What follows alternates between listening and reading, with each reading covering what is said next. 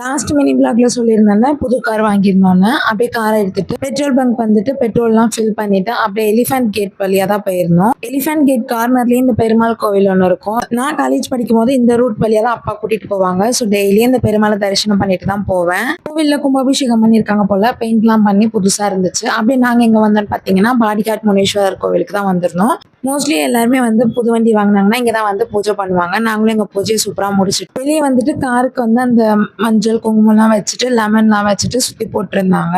குட்டீஸ் 2 பேருமே ஸ்கூலுக்கு போயிட்டு அந்த டயர்ல உள்ள போய் படுத்துட்டாங்க. நெக்ஸ்ட் நாங்கள் கொஞ்சம் ஃபோட்டோஸ்லாம் எடுத்துட்டு ஃபர்ஸ்ட் டைம் இந்த ஆக்டரை வந்து நான் பார்த்துருந்தேன். யாருன்னு தானே பார்க்குறீங்க, வீடியோ ஃபுல்லாக பாருங்க.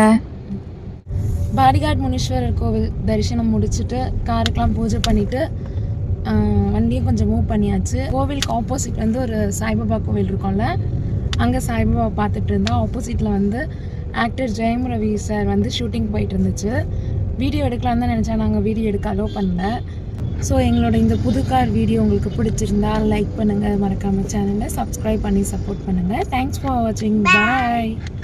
எங்கே பாய் சொல்லுங்கள். அப்படியே கார் பார்க்கிங் பண்ணிட்டு வீட்டுக்கு வந்துட்டு கோவிலில் கொடுத்த தேங்காய் பழம்லாம் வச்சு பூஜையை முடிச்சாச்சு. ஒரே டிராஃபிக்காக க்ரௌடாக இருந்துச்சு. நான் ஏதோ ப்ளஸ் மீட் போகலாம் அப்படின்னு நினச்சி விட்டுட்டேன். அப்புறமேட்டா தான் தெரிஞ்சிச்சு அங்கே ஆக்டர் ஜெயம் ரவி சாரோட ஷூட்டிங்னு.